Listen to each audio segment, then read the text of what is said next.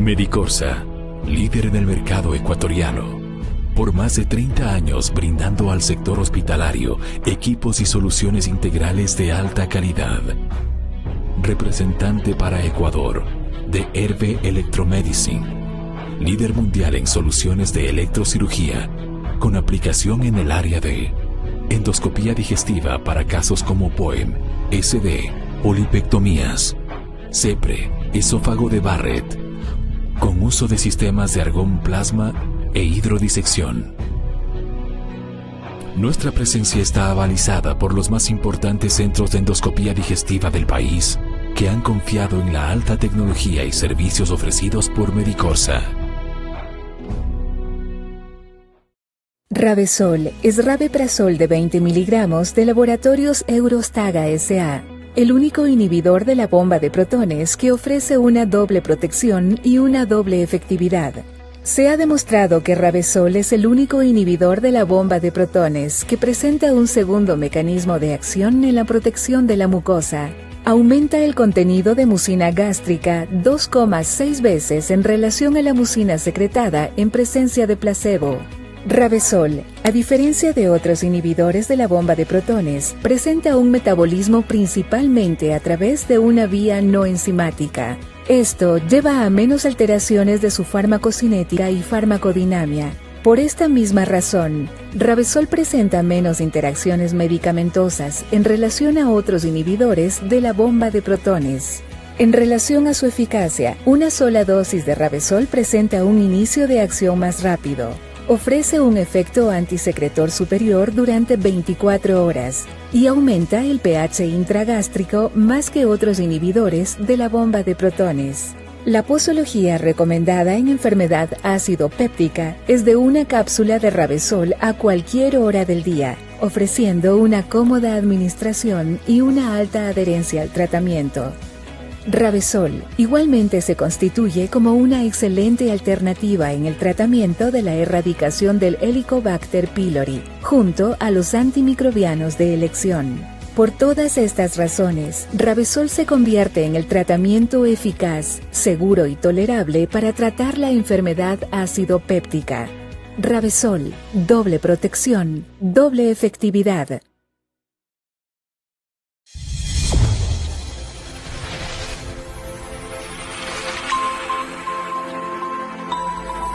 Nuliteli, el tratamiento efectivo para una completa limpieza intestinal, brindando seguridad y tolerabilidad. Volvimos y lo hacemos con más fuerza que nunca. Usted nos conoce y seguiremos siendo un aliado en la lucha constante por la salud para usted y sus pacientes, buscando la claridad y calidad que nos caracteriza, haciendo que su trabajo sea más fácil, porque estamos trabajando junto a usted para que el resultado sea claro. Porque lo importante no es ver, lo importante es ver con claridad. Gracias por contar nuevamente con nosotros. Nuliteli, limpieza intestinal completa.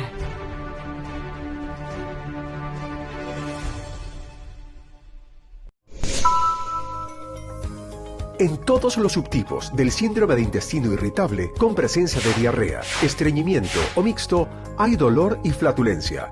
Colipan y Colipan Plus, efectivos en el control global de todos los síntomas y subtipo de síndrome de intestino irritable, demuestran mejoría del dolor abdominal frente a la medeverina. Colipan Plus, combinación de trimebutina más simeticona, disminuye efectivamente los síntomas asociados a distensión abdominal y flatulencia. Colipan y Colipan Plus le brindan seguridad a su paciente sin los efectos de los receptores de los antagonistas del calcio, como son los anticolinérgicos y los cardiovasculares. Colipan cuenta con la más amplia gama de presentaciones. Colipan tabletas de 200 miligramos, 300 miligramos, de liberación prolongada, Colipan Plus y la exclusiva presentación de Colipan inyectable. Y si el estreñimiento aparece, tómalo suave. Neolax recupera suavemente el hábito intestinal. Neolax es superior a la lactulosa en mejorar la frecuencia y la consistencia de las heces y no produce distensión abdominal ni cólicos. Neolax polietilenglicol 3350 tiene un nivel de evidencia y grado de recomendación 1A. Neolax, disponible en todas las farmacias del país en sus dos presentaciones: sobres con dosis exactas para adultos y frasco con dosificador para niños. Doctor, doctora, recuerde que aunque estemos alejados por las actuales circunstancias, siempre estaremos junto a usted.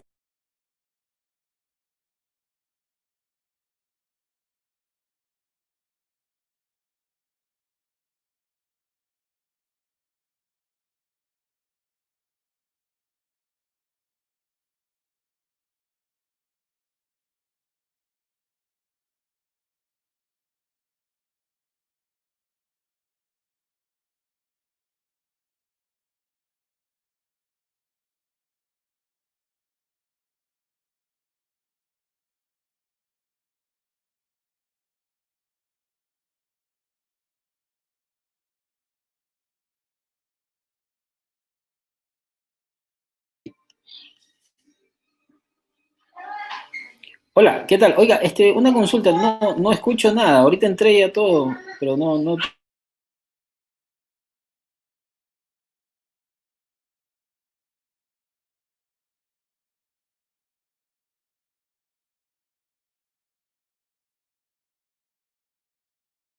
Endial Digest, perfecta combinación digestiva.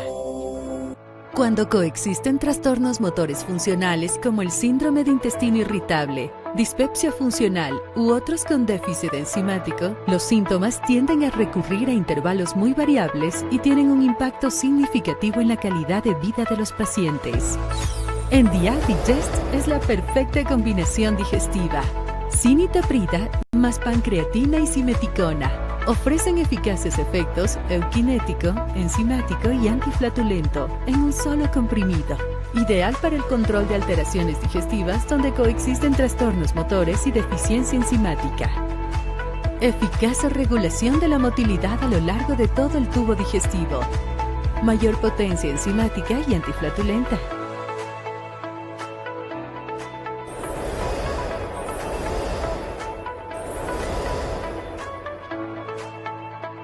Dosis: un comprimido 15 minutos antes de cada comida.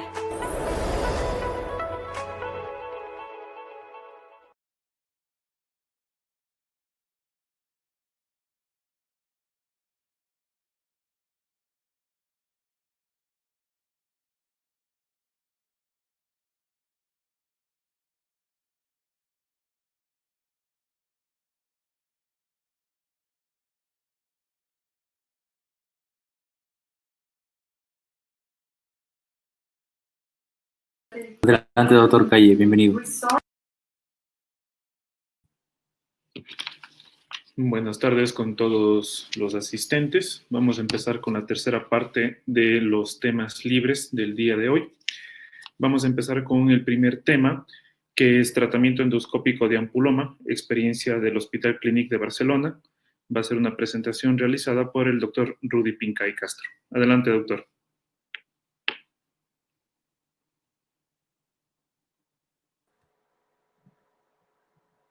Ok. Buenas tardes, ¿sí me escuchan? Lo escuchamos perfectamente. Adelante. Ok. Se ve la presentación, ¿verdad? Sí, la vemos. Si la puede Listo. poner Buenas en tardes. pantalla completa, por favor. Ok. Buenas tardes con todos los presentes. Es para mí un gusto presentar el siguiente trabajo de investigación titulado Tratamiento endoscópico de ampulomas, experiencia del Hospital Clínic de Barcelona. Esta va a ser la ruta de mi presentación. Los ampulomas, como sabemos, son lesiones poco prevalentes en nuestra población que pueden presentarse de manera esporádica o asociada a síndromes genéticos, principalmente la poliposis adenomatosa familiar. Uno de los tratamientos mínimamente invasivos corresponde a la ampulectomía endoscópica, que presenta tasas de eficacia que llegan hasta un 92%, con tasas de recurrencia de hasta un 33%, y de eventos adversos que varían entre un 20 y 35%, representando una muy buena alternativa a la ampulectomía quirúrgica. El objetivo del presente estudio fue determinar los resultados de eficacia, recurrencia y eventos adversos de la ampulectomía endoscópica en el manejo de los ampulomas en el Hospital Clínic de Barcelona. Se trata de un estudio retrospectivo y unicéntrico en el que se incluyeron pacientes, bueno, todos los pacientes sometidos a ampulectomía endoscópica entre el 2009 y el 2019. Se incluyeron variables demográficas relacionadas a la técnica endoscópica, anatomía patológica, eventos adversos y de la evolución de los pacientes. Los criterios que utilizamos para la ampulectomía en el Hospital Clinic son los siguientes: que el tamaño de la lesión sea menor a 4 centímetros, que no presente signos de malignidad por endoscopía o al ultrasonido endoscópico, que no presente crecimiento intraductal o este sea menor a 1 centímetro. En relación a la técnica utilizada, esto fue sistematizado, empezando con una evaluación por duodenoscopía con toma de biopsias y posterior ultrasonido endoscópico, inyección submucosa que fue utilizada solamente en el primer periodo del estudio, en la primera mitad. Se intentó resección en bloque en todos los pacientes, con recuperación de la pieza resecada y la colocación de prótesis pancreáticas también.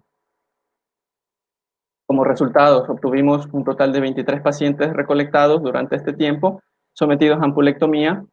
Dentro de los hallazgos más relevantes tenemos que el tamaño medio promedio de las lesiones fue de 14 milímetros.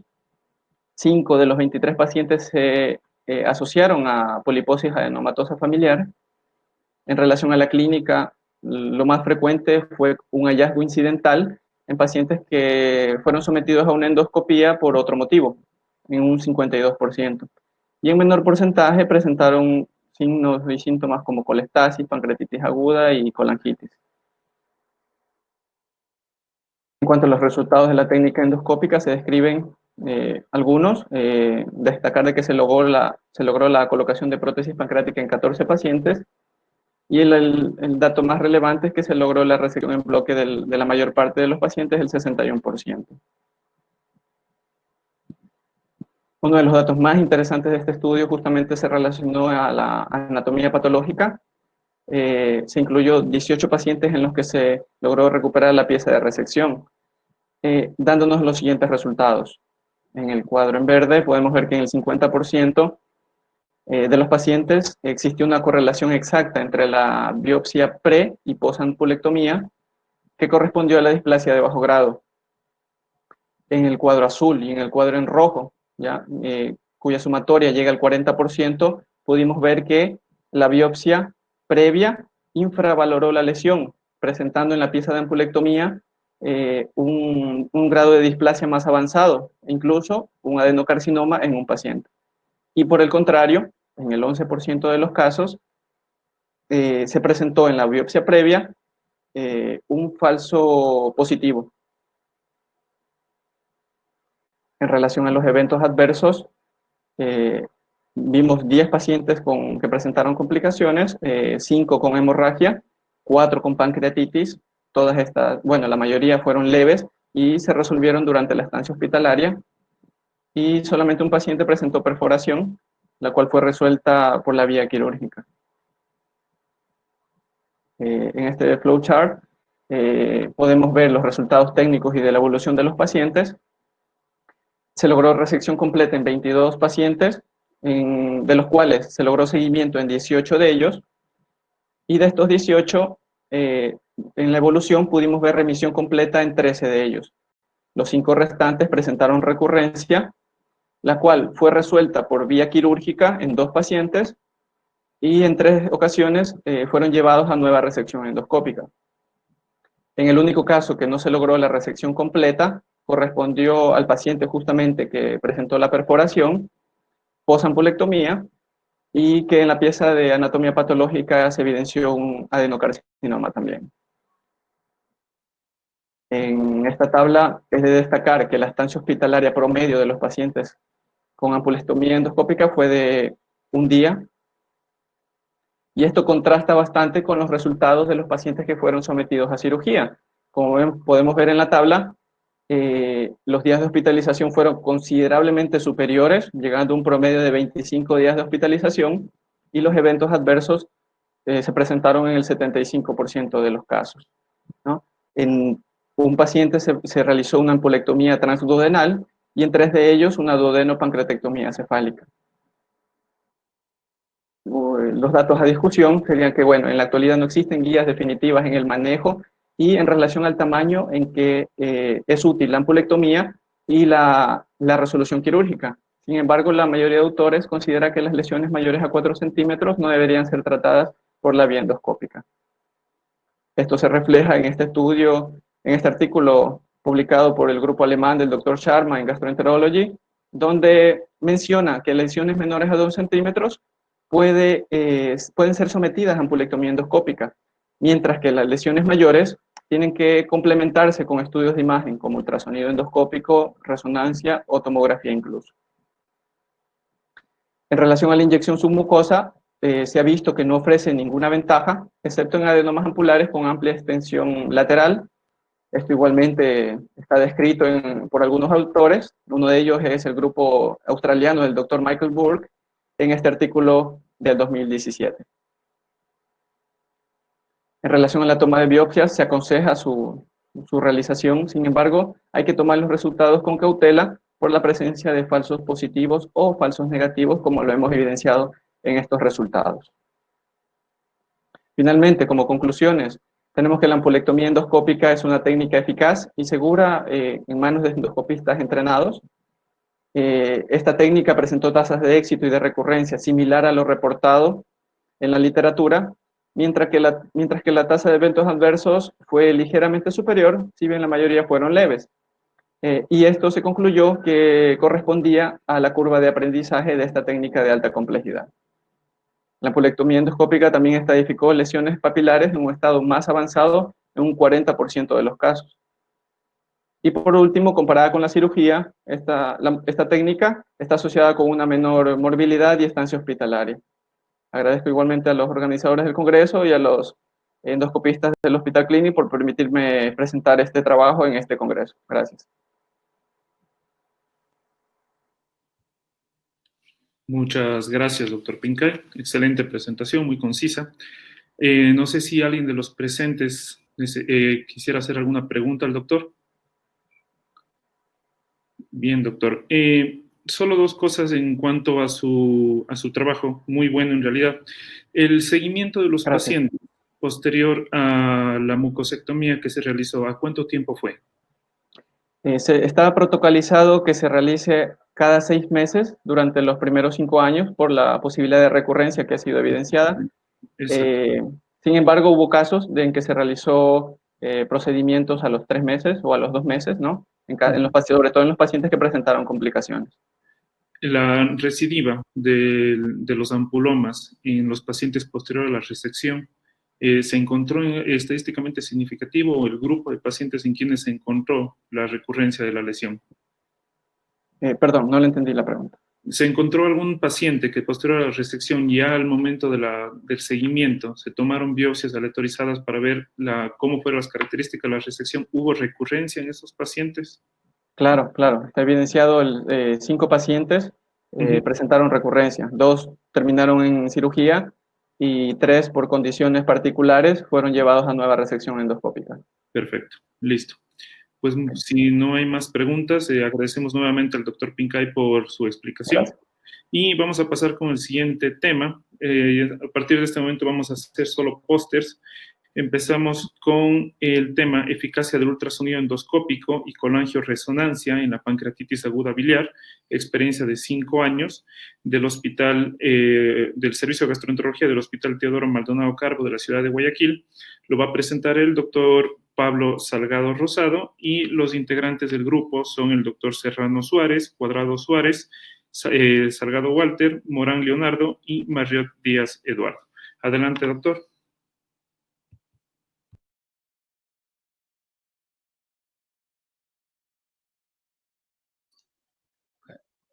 Muy buenas tardes con todos los presentes. Primero agradecer al comité organizador por permitirnos compartir el siguiente trabajo, un póster. Lo voy a presentar en forma de diapositiva.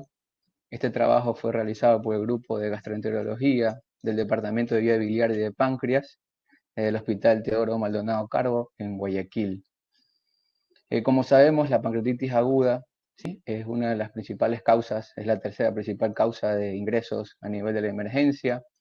Es necesario siempre determinar la etiología y dentro de la más frecuente es la causa biliar, ¿sí?, es la más presente y entre ellas existen complicaciones como la colangitis, ¿sí? Entonces, en los pacientes con una pancreatitis biliar, ¿sí?, siempre necesario determinar si existe o no una coledocolitiasis, por lo que el presente estudio desea determinar si la colangioresonancia o el ultrasonido endoscópico son importantes métodos para hacer este diagnóstico. Bueno, el objetivo sí es definir la eficacia de la colangio y contra el ultrasonido en los pacientes con una pancreatitis aguda. Este es un estudio retroprospectivo, descriptivo, analítico, en que evaluamos todos los pacientes con una pancreatitis aguda biliar por primera ocasión en el departamento de gastro en nuestro hospital, en un periodo del 2015 hasta el 2019. Se analizaron todas las variables clínicas y principalmente el método de imagen como la colangioresonancia y la endoscopía. Luego se excluyeron pacientes con una CEPRE previa y también pacientes con una cirugía gástrica previa. El análisis estadístico se lo realizó con el programa SPSS. Bueno, en nuestro hospital, ¿sí? Tenemos que dentro de todas las causas de pancreatitis, en los últimos 5 años, fueron 531 casos. Hola. De los 531 casos, ¿sí? La pancreatitis de etiología biliar representó el 72% de estos, con un N de 382. De estos 382 casos, el sexo femenino fue ligeramente superior al masculino, con un 56.2%, y la edad media de ambos grupos fue de 53.1 años, con una desviación estándar de 12.8. Entonces, de los 382 pacientes con pancreatitis de etiología biliar, ¿sí? Se excluyeron 83 por el antecedente antes descrito, como una CEPRE o una cirugía, en que solo evaluamos 292 casos. De los 299 casos, a 110 pacientes se les hizo ultrasonido endoscópico y a 189 una colangioresonancia. De ambos grupos, del primero se logró el diagnóstico de una coledocolitiasis en 75.45% con ultrasonido, y una colangioresonancia se determinó la coledocolitiasis en 61.9%. Al realizar una prueba estadística de un chi cuadrado, ¿sí? Se logró determinar que el p-valor fue superior a 0.05, con lo que se determinó que no había significancia estadística, ¿sí? Entre realizar la ecoendoscopía o la colangioresonancia al momento del diagnóstico de una PA biliar, ¿sí? Pero no nos quedamos ahí. Dentro de los 72 pacientes en que la colangioresonancia, ¿sí?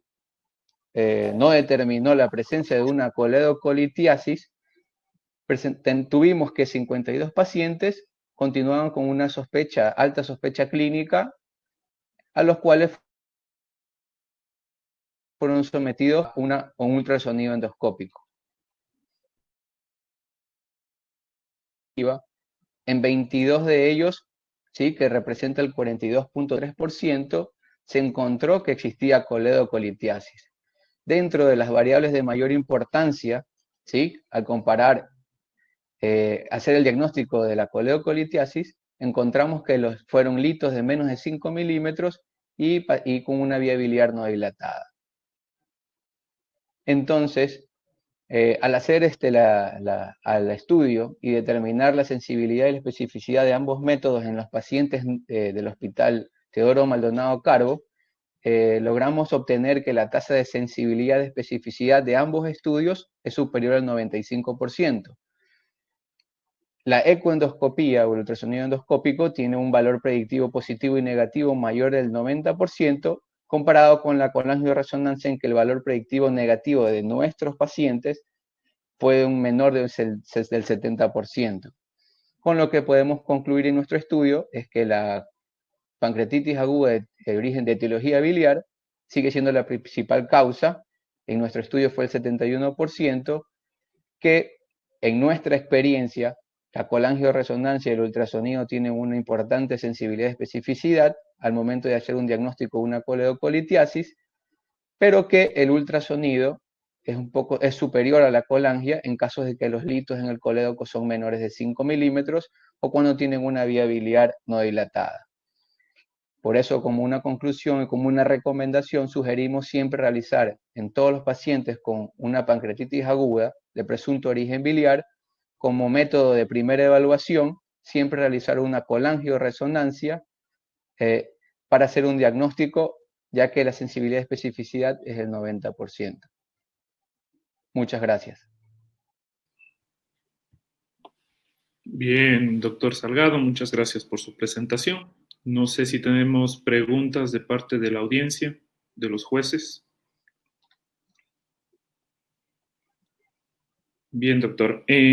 Sí, de acuerdo a su trabajo, nos explicaba que aproximadamente el 75% de estos pacientes fueron encontrados con coledocolitiasis.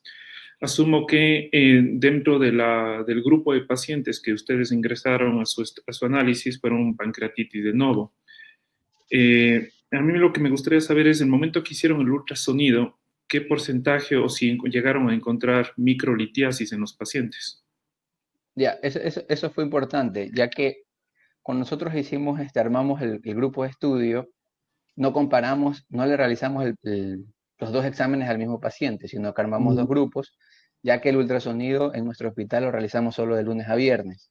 Okay. Generalmente los pacientes que ingresan viernes de tarde o fin de semana siempre se les realiza un examen de imagen, que es la colangio. Perfecto. Dentro de los pacientes en que la colangio no fue concluyente, hicimos el ultrasonido, ¿sí? Que ese fue el segundo objetivo, ¿sí? Que nos planteamos, ya que de esos pacientes que la colangio fue negativa, tuvimos casi un 40% en que se hizo un diagnóstico con unas litiasis menores de 5 milímetros.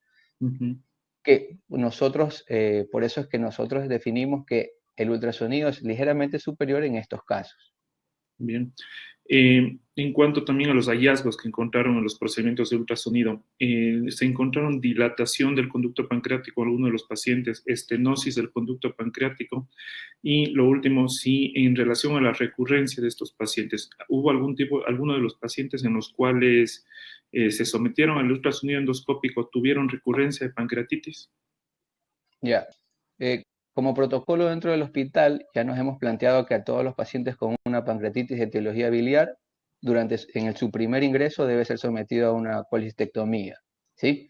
Primero definir si hay litiasis biliar, una litiasis coledociana. Si hay una litiasis coledociana, se los programa una CEPRE, ¿sí? Pero dentro de su primer episodio de pancreatitis biliar, ya hacemos la interconsulta de cirugía para que sean operados.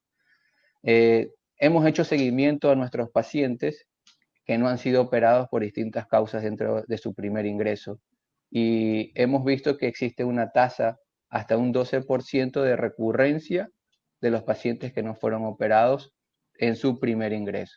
Perfecto, muy bien.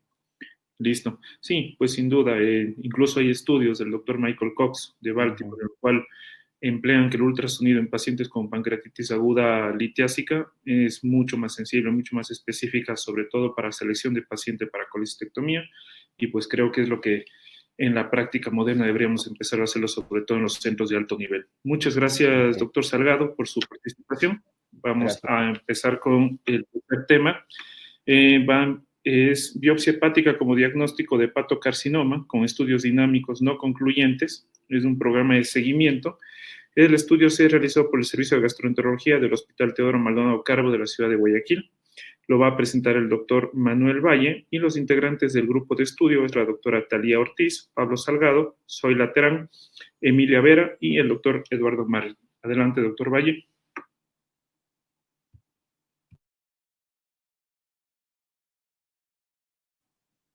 Está con nosotros el doctor Valle.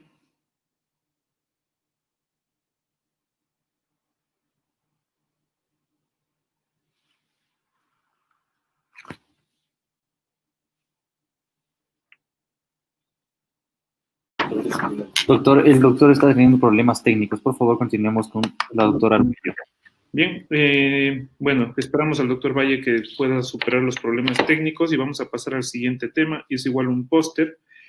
Síndrome de Lynch, reporte de caso en un hospital de tercer nivel de la ciudad de Quito. Va a ser presentado por la doctora Natalia Arguello Santillán y parte del grupo de investigación está el doctor Ortega Escarabay. Adelante, doctora.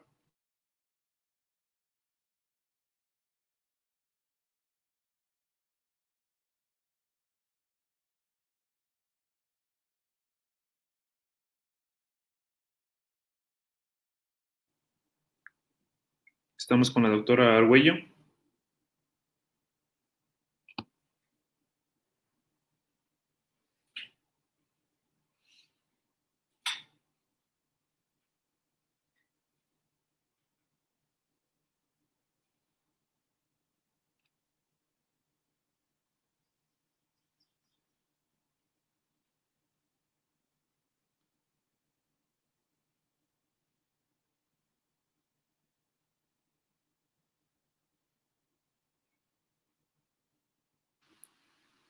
La doctora Argüello también está teniendo problemas, doctor Calle. Por favor, continuemos entonces con doctor Salgado.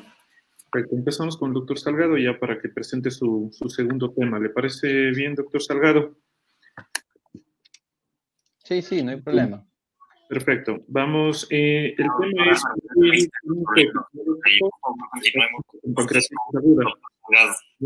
sí, háganos el micrófono, por favor. Su segundo tema. ¿Le parece bien, doctor Salgado? Sí, no hay problema. Perfecto. Vamos. Bien. El tema del doctor es perfil clínico epidemiológico de pacientes con pancreatitis aguda, experiencia durante 5 años en el Hospital Teodoro Maldonado Carbo de la ciudad de Guayaquil. El tema va a ser presentado justamente por el doctor Pablo Salgado y los integrantes son el doctor Mosquera Ronald, el doctor Gallegos Alexandra, Cuadrado Suárez Pamela, Serrano Suárez Andrés, Eduardo Mario Díaz. Adelante, doctor. Bueno, muy buenas tardes. Nuevamente agradecer al comité organizador del Congreso de Cuenca por permitirnos presentar el siguiente póster en forma de diapositiva.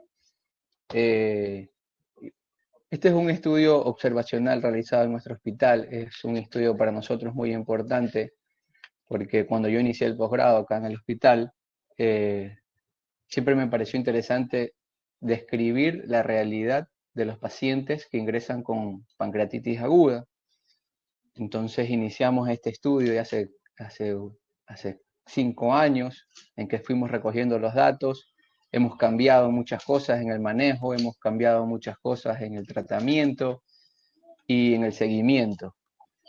Entonces, como introducción, sabemos que la pancreatitis aguda es la tercera causa de ingresos de causa gastrointestinal en el área de emergencia de todos los hospitales. Su frecuencia ha ido en aumento en la última década, ¿sí? Las pancreatitis agudas tienen tasas de móvil mortalidad variada en todos los estudios epidemiológicos internacionales y que las complicaciones, aunque son poco frecuentes, cuando se presentan, aumentan el tiempo de hospitalización y aumentan las tasas de mortalidad. Entonces, el objetivo de nuestro estudio fue determinar cuáles fueron las características clínicas, etiológicas, tasas de complicaciones, de mortalidad y la estancia hospitalaria de los pacientes con pancreatitis aguda en nuestra área de gastroenterología en los 5 últimos años. Es un estudio retrospectivo, como lo dije, de carácter descriptivo. Elegimos todos los pacientes con un primer episodio de pancreatitis aguda de cualquier etiología y se valoraron todos los parámetros dentro de la historia clínica de nuestro hospital. Primero, queremos distribuir que la pancreatitis aguda por sexo fueron dentro de un poco aumentados en las tasas del 53.3% en el grupo de los femeninos, ¿sí? Y viendo en este diagrama, ¿sí? Calculando la edad del paciente, el momento de la presentación, encontramos que tenían una edad media de 53.1 con una desviación estándar de 20, ¿sí? Como se puede ver en la gráfica. En el grupo de los varones, ¿sí? La edad media fue de 57.6 años y en el grupo de los femeninos la edad media fue de 49.1.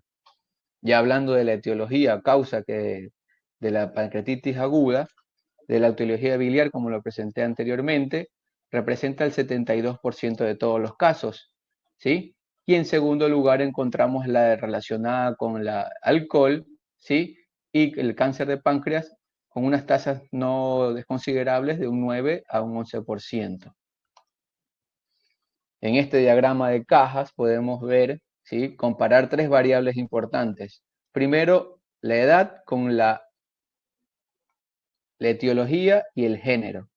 Como podemos trazar una línea media entre los 50 años, como vemos el sexo masculino, que representa todos los diagramas de color azul, vemos que los pacientes mayores de 50 años se presentaron con mayor frecuencia en el sexo masculino, no siendo así que en los pacientes menores de 50 años la más frecuente fue que se presenten en el sexo femenino.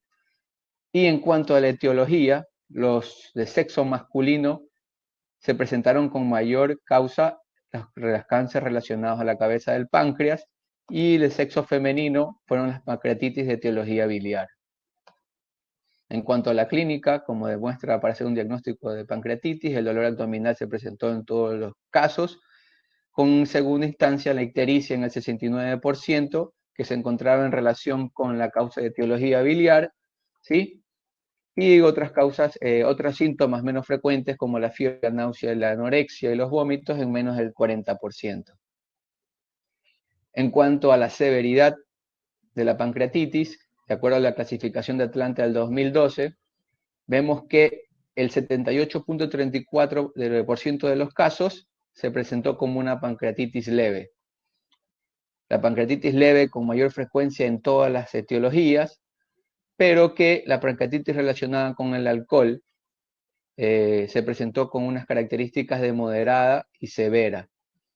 Y la idiopática predominó lo que es la característica de severidad grave.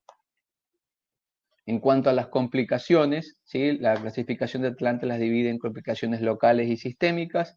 Dentro de las complicaciones locales, podemos ver que las complicaciones se presentaron en mayor número en las etiologías de tipo relacionada con el alcohol, tanto las colecciones agudas peripancreáticas como los pseudoquistes.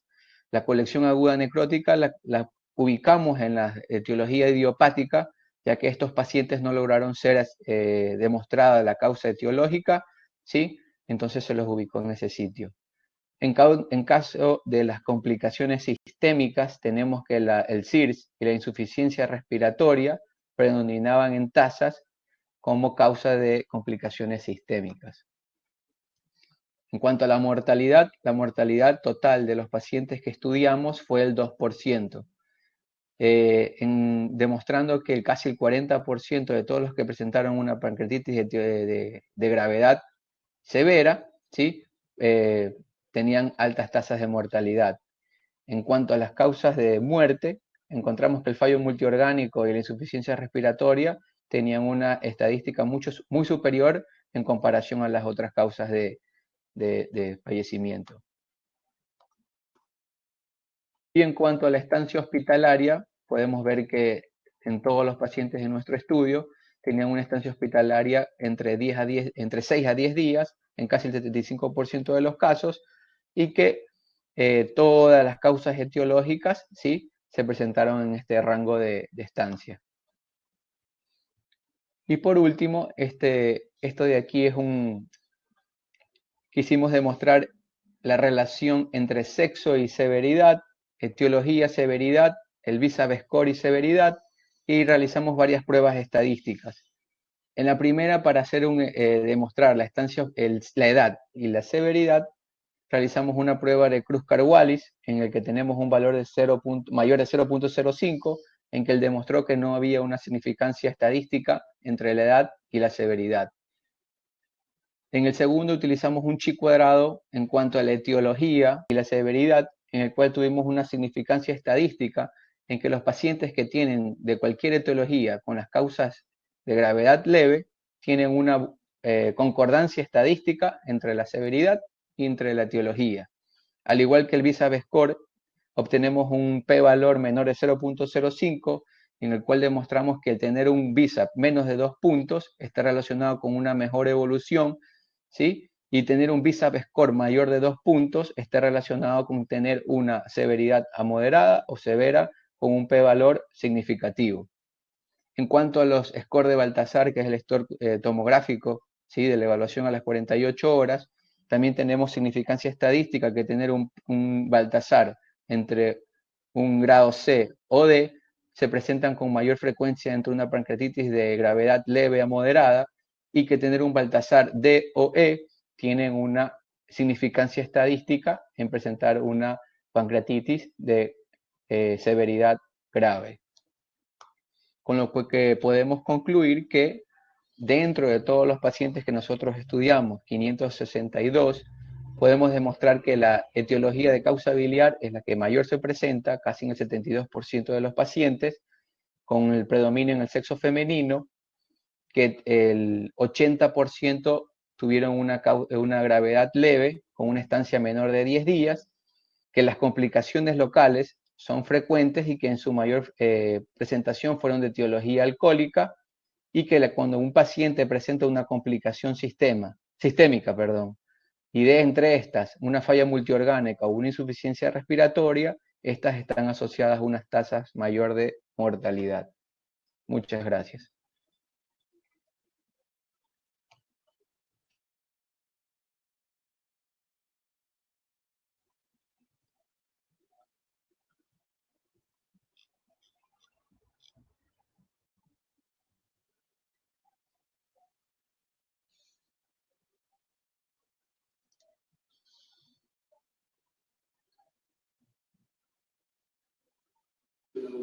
Adelante, doctor Calle.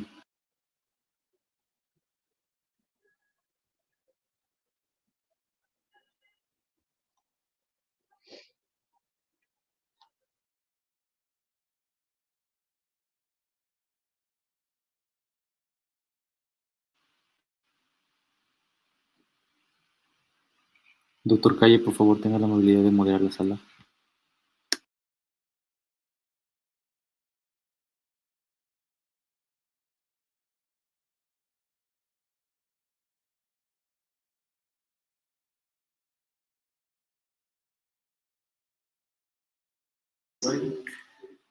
El doctor Calle está teniendo problemas de conexión. Por favor, continuamos entonces. Doctor Argüello, ¿se encuentra lista, tal vez? Buenas tardes. Buenas tardes, doctora. Por favor, continuamos con su presentación. ¿Tienen ustedes la presentación? Ok. Sí, ahí está. Muchas gracias. Buenas tardes con todos. Para mí es un gusto poder presentar este caso el día de hoy. Agradezco al doctor Benítez y a toda la persona detrás de la logística para llevar a cabo este evento. El día de hoy tengo un reporte de un caso del síndrome de Lynch. En el Ecuador tenemos la incidencia de cáncer colorectal alrededor de 1.200 casos anual. El síndrome de Lynch es la causa del 2% del total de cáncer del colon. Es un síndrome genético hereditario autosómico dominante que predispone al desarrollo de neoplasia colorectal y a neoplasias extracolónicas, como de endometrio, ovario, de estómago, de uréter, de vía biliar y de páncreas. La inestabilidad microsatelital interviene en la fisiopatología de esta entidad y en la falla del sistema MER, que es un sistema de reparación del ADN. Cuando esta falla, hay errores en la reparación del ADN y esto interviene en que se produzca este síndrome. Otra de las enzimas o de las proteínas que intervienen aquí son el MLH2, el MLH1, el MSH2, el MSH6 y el EpCAM. El diagnóstico de esta entidad se basa en criterios clínicos, en una historia clínica bien realizada al paciente, sobre todo tomando en cuenta sus factores familiares y algunas intervenciones ya endoscópicas y genéticas para dar un diagnóstico oportuno. Nuestro objetivo era describir el caso del síndrome de Lynch de una paciente de 46 años de edad. Tomamos datos de la historia clínica de un hospital oncológico de la ciudad de Quito en colaboración del Hospital Eugenio Espejo para el diagnóstico. Es una mujer de 46 años con antecedente de cáncer de colon que debutó con un síndrome obstructivo requiriendo una hemicolectomía izquierda y quimioterapia. Posterior a esto, el histopatológico nos presentó un adenocarcinoma poco diferenciado e invasivo. Entre sus antecedentes familiares tenía a su madre y 2 hermanos con cáncer de colon, tías y primas con cáncer de estómago, de colon y de mama. La paciente cumplía de 3 a 4 de los parámetros de los criterios de Amsterdam 2 y también de Bethesda. Tenía a sus familiares a 3 familiares con cáncer de colon rectal También tenía menos de 50 años y las personas que eran familiares, sus familiares también tenían cáncer de mama, de estómago y de colon. Los resultados de los exámenes nos dan la presencia de una inestabilidad microsatelital a expensas de la deficiencia total de las proteínas MSH6 y MSH2, y el Hospital Eugenio Espejo nos ayudó en el diagnóstico con la detección, la ausencia del BRAF, lo cual nos hacía descartar que sea un cáncer esporádico. Así llegamos y corroboramos el síndrome de Lynch. En conclusión, este síndrome puede ser un desafío diagnóstico si no tenemos todo el equipo multidisciplinario para ayudarnos a llegar al diagnóstico, pero además requiere un abordaje integral que permitió el diagnóstico y tratamiento de esta paciente y también la vigilancia de su familia. Gracias. Bien, agradecemos a la doctora Santillán por su presentación. Si hay alguna pregunta de parte de los jueces o de los participantes en esta sesión. Bueno, agradecemos muchísimo, doctora, por su presentación. Gracias. Continuamos con el siguiente tema. Empezamos ya con el doctor Manuel Valle. El primer tema del doctor Valle es biopsia hepática como diagnóstico de hepatocarcinoma con estudios dinámicos no concluyentes, programa de seguimiento. Parte del grupo de investigación con el doctor Valle está la doctora Talia Ortiz, Pablo Salgado, Zoila Terán, Emilia Vera, Eduardo Marriott, todos pertenecientes al Hospital Teodoro Maldonado Carbo de la ciudad de Guayaquil. Adelante, doctor.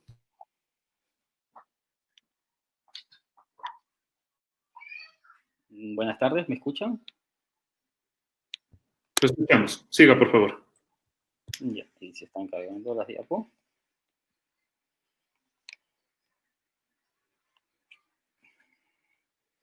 Bueno, muy buenas tardes con todos, agradeciendo al comité organizador por la aceptación de este trabajo. Efectivamente, nuestro trabajo el tema de nuestro trabajo fue biopsia hepática como un método de diagnóstico de hepatocarcinoma con estudios dinámicos que no fueron concluyentes. Es un programa de seguimiento de los muchos programas que tenemos en los pacientes cirróticos que seguimos en nuestra unidad. Represento el Hospital Teodoro Maldonado Carbo de la ciudad de Guayaquil. Un estudio, y es un estudio observacional prospectivo, porque todavía seguimos con esto, tenemos muchos más pacientes todavía.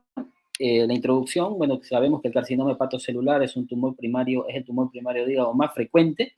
Generalmente el 85% se asienta en pacientes que tienen cirrosis hepática, y otros factores de riesgo para el desarrollo de hepatocarcinoma son pacientes con otras hepatopatías crónicas, incluido el paciente afectado con infección crónica por virus de la hepatitis B. Dentro de los métodos diagnósticos para hepatocarcinoma existen métodos no cruentos como la determinación de alfa-fetoproteína y estudios de imágenes, y entre los cruentos la biopsia hepática.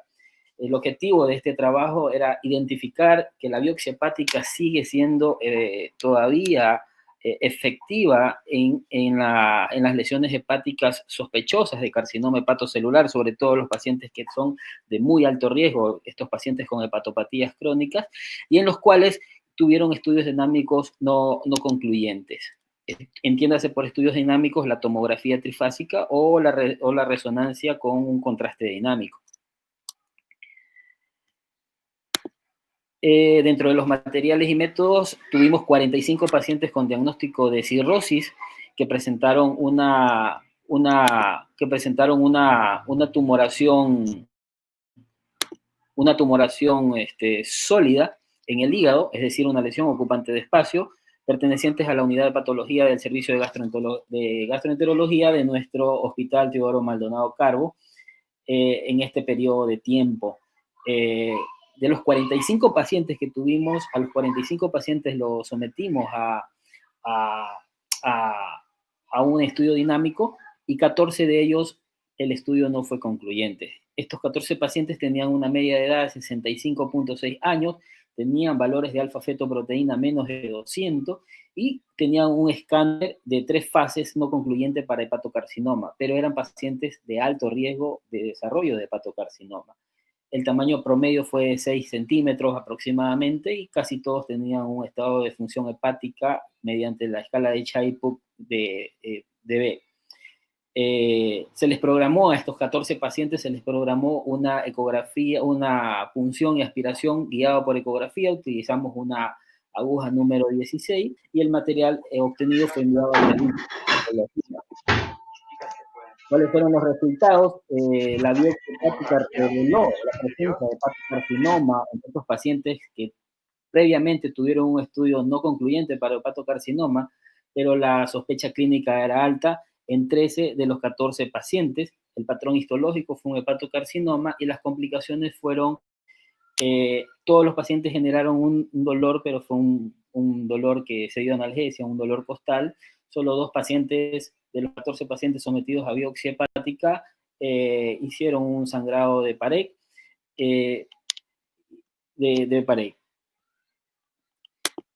Como conclusiones de este pequeño trabajo es demostrar que la técnica de biopsia hepática, aunque es invasiva, es fácil de realizar, tiene una alta especificidad en el diagnóstico de lesiones donde la alfa-fetoproteína y los estudios dinámicos no llegan a ser conclusivos, y a pesar de ser una prueba invasiva, la complicación más común observada fue un dolor costal que se dio con analgesia común.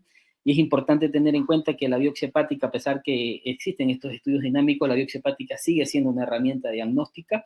Ese fue el objetivo de este trabajo, sobre todo porque estos pacientes tienen una alta mortalidad si no se les da una estrategia terapéutica, y sobre todo porque en la mayoría de los hospitales, los oncólogos, si no tienen un estudio patológico, no ofrecen una estrategia terapéutica.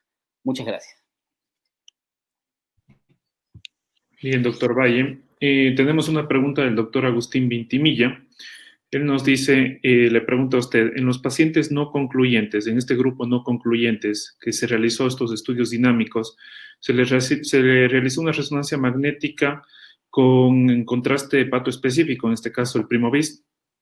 No lo realizamos con Primovis porque no contamos con ese contraste en el hospital. Recordemos que es un hospital de la seguridad pública y ese contraste no está dentro de los cuadros estos básicos de medicamentos.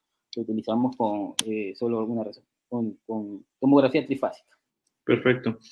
Igual, de todas maneras, también el doctor Daniel Molina nos preguntaba lo mismo, si estos estudios se realizaban con ácido gadoxético. Me imagino que... No, ácido gadoxético no lo teníamos disponible. Perfecto. En cuanto a la calidad de la biopsia que ustedes realizaban, ¿cuántos disparos realizaron en cada paciente para la obtención del tejido? Bueno, la biopsia realiza los médicos de los intervencionistas de imagenología. Okay.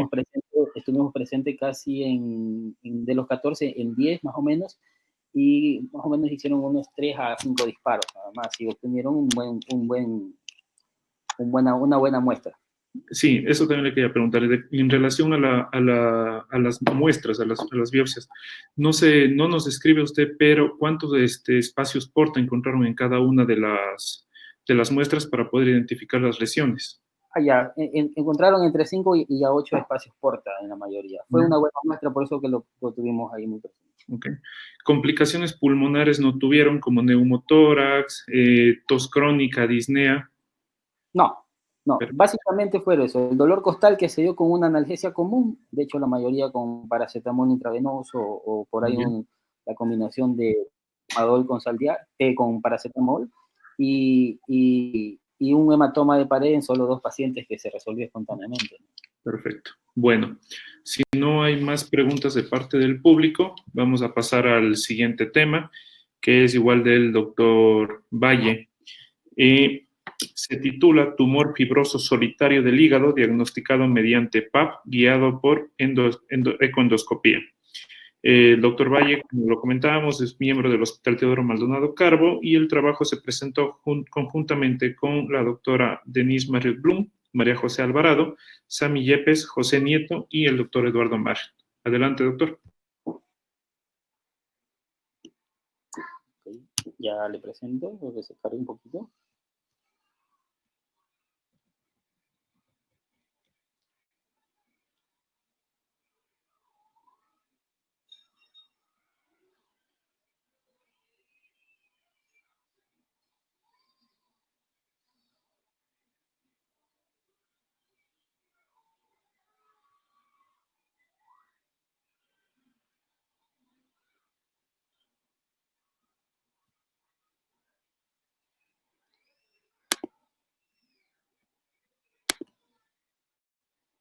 Ok, y está cargándose. Bueno, nuevamente quiero agradecer al comité organizador por la aceptación de los trabajos de nuestro hospital. Esta es una presentación de un caso bastante interesante, un tumor fibroso solitario de hígado, diagnosticado mediante un PAX guiado por ecoendoscopia. Es un trabajo realizado en nuestro hospital, Teodoro Maldonado Carbo. Un tumor fibroso solitario de hígado, que fue lo que encontramos en este paciente, es una neoplasia mesenquimal hepática muy inusual, extremadamente rara, que generalmente se desarrolla en cavidades cubiertas con serosa, tiene un predominio ligeramente más en el sexo femenino, en una relación 3 o 2 a 1 sobre el sexo masculino, generalmente aparece entre la quinta y sexta década de vida. Es un tumor benigno que en algunos casos puede presentarse como una especie de sarcoma con un muy mal pronóstico. El objetivo fue, debido al número limitado de casos reportados, el presente tiene como objetivo informar sobre el caso y el tratamiento de esta muy rara patología. Fue una femenina de 73 años de edad que no tenía antecedentes importantes y que refería dolor en el cuadrante superior derecho de 1 mes de evolución. Cuando digo sin antecedentes importantes, se entenderá por cirrosis hepática, por ejemplo. Era una lesión ocupante de espacio en un hígado no enfermo. El estudio ecográfico reveló la presencia de una masa de 12 por 11 centímetros en el segmento anterior del lóbulo hepático derecho. La tomografía trifásica no reveló compromiso vascular y la resonancia no presentó atosis. No fueron concluyentes para hepatocarcinoma, que es lo que en teoría por ahí se pensaba en su momento. El estudio de alfa-fetoproteína, el dosaje en sangre fue normal, por lo que por ahí nos excluía una lesión, una neoplasia primaria o metastásica. Fue sometida a ecoendoscopia y se le realizó una biopsia que mostró presencia de células fusiformes y la inmunohistoquímica fue positiva para vimectina, CD34 positivos y actina de músculo liso. En las conclusiones de este caso, estos tumores no presentan una clínica ni radiológicamente una característica especial, son extremadamente raros, por lo tanto se debe considerar dentro del diagnóstico diferencial de todas las lesiones ocupantes de espacio en hígado, sobre todo en estas lesiones ocupantes de espacios que se asientan en un hígado normal, no enfermo. Histológicamente, la presencia de células mesenquimatosas fusiformes, como la que encontramos en este paciente, hace el diagnóstico. La inmunohistoquímica ayuda a confirmar la sospecha diagnóstica y en lo que realizamos en esta paciente, la biopsia guiada por ecoendoscopia es un método seguro y quizás un poco menos invasivo que una punción aspiración percutánea. Esta paciente fue remitida al equipo de cirugía hepatovidón pancreático de nuestro hospital y bueno, eso es lo que le puedo poner. Gracias. Bien, doctor, muchas gracias por su presentación. No sé si tenemos alguna pregunta de parte del público, de los jueces.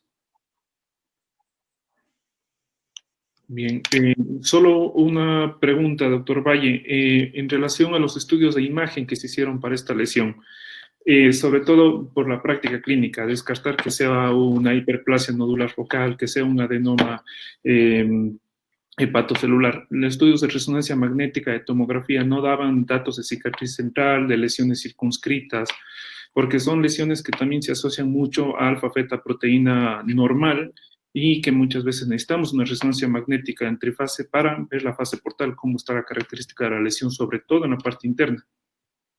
Sí, es verdad. Nos planteamos estos diagnósticos, sobre todo por lo que le dije, porque era una lesión ocupante de espacio en un hígado no enfermo, un hígado normal. Entonces, por ahí el hepatocarcinoma, pensar en algo maligno, como regla general no se empieza. Lo sometimos a estos estudios de imágenes y tampoco presentaba las características de una hiperplasia nodular focal, de esta cicatriz central, no había antecedentes de toma de anticonceptivos o todos estos fármacos que están relacionados con adenoma, y no tenía las características de adenoma, por lo cual seguíamos con la sospecha de que pudiera ser un hepatocarcinoma. A veces estos hepatocarcinomas, sus otras variantes, como la variante fibrolamelar, que se presentan en estos hígados normales, en su momento pensamos en eso, por eso fue la decisión de hacer una ecoendoscopia una biopsia hepática. Y bueno, y la sorpresa que nos llevamos fue cuando vimos esa característica y el estudio de inmunohistoquímica, que fue bastante interesante, y por eso lo presentamos acá en este congreso. Y dentro de estas lesiones también que están justamente recubiertas por serosa y que hay que buscar también diagnósticos diferenciales, miocardio, la pleura también pulmonar, me imagino que todo respetado. Sí, respetado.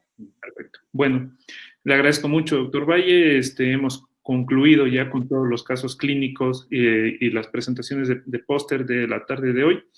Sin más que agregar, agradezco a todos los presentes, agradezco también al comité organizador y a los jueces por estar presentes. Muchas gracias.